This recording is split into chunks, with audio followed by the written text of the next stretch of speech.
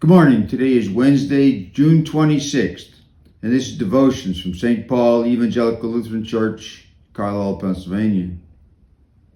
I'm going to take a passage today from Mark's Gospel, and I think most people will recognize it. This is the passage when Jesus walked on the water with his disciples. So this is from the 6th chapter of Mark's Gospel. Immediately, he made his disciples get into the boat and go on ahead to the other side, to Bethsaida, while he dismissed the crowd. After saying farewell to them, he went up on the mountain to pray. When evening came, the boat was out on the sea, and he was alone on the land. When he saw that they were straining at the oars against an adverse wind, he came towards them early in the morning, walking on the sea. He intended to pass by them, but when they saw him walking on the sea, they thought it was a ghost. And they cried out, for they all saw him and were terrified. But immediately he spoke to them and said, "Take heart, it is I, do not be afraid." Then he got into the boat with them. The wind ceased, and they were utterly astounded, for they did not understand about the loaves, but their hearts were hardened. The crowd that's mentioned here is the crowd that gathered by the sea to listen to Jesus, and the story is the famous feeding of the 5,000. And so it's immediately after this that they're going to cross the sea to Bethsaida, but Jesus stayed behind to pray. I suspect that teaching the crowd and feeding the crowd wore him out. He needed time to be alone, and he needed time for comfort with his Father. So the disciples went in the boat, and most of them were fishermen, so they were familiar with boats, and they started crossing the sea. But the Sea of Galilee is known for having fast-rising storms, and that's what happened here. And so they were straining to get across the sea. And Jesus came out walking on the sea. Now, can you imagine that? Can you imagine seeing somebody walking on the water by the boat that you're in during this big storm? It's hard for me to picture. I mean, I've seen pictures that people have painted of it, but it's hard for me to picture it in my mind. And I suspect that, like the disciples, I would be afraid, because it's not something you see. This is the second time, though, that the disciples have been in a boat and Jesus has calmed the water.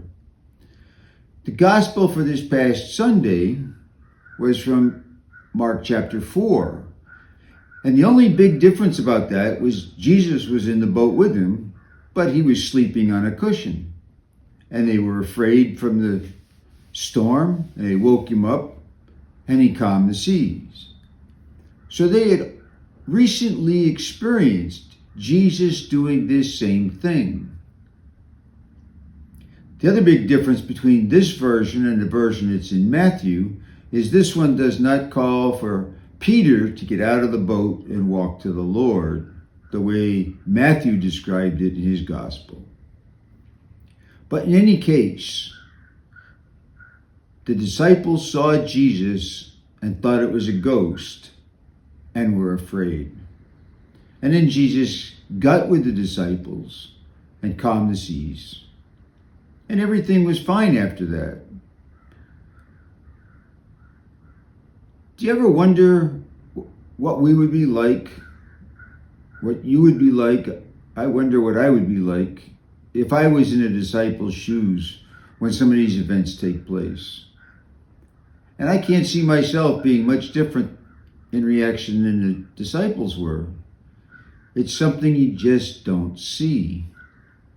And I wonder if it was the second time that he had calmed the waters, whether that would make a difference to me or not. But this verse ends a little bit strangely to me The disciples did not understand the loaves, so they hardened their hearts.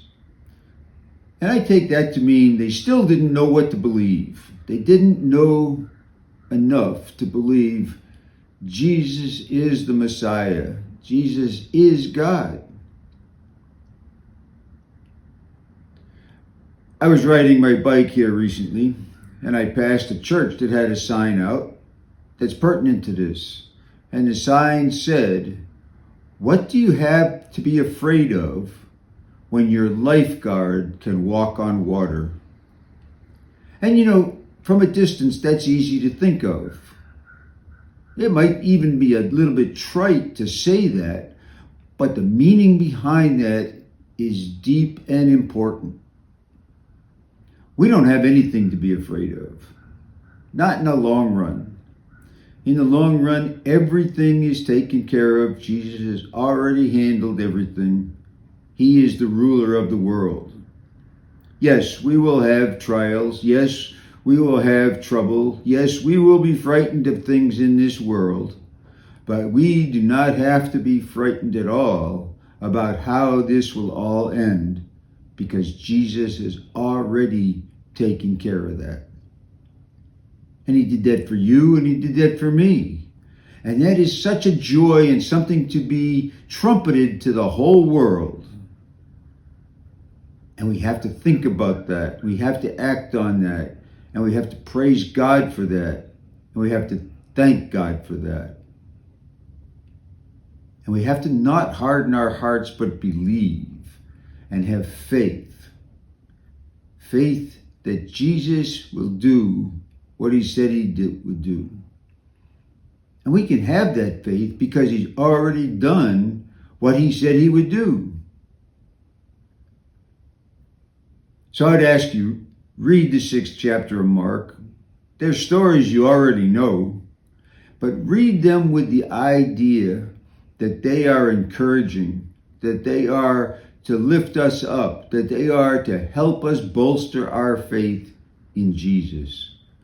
Because that's what they were supposed to do to the disciples, and that is what they are supposed to do for us. I commend them to your reading. Thank you.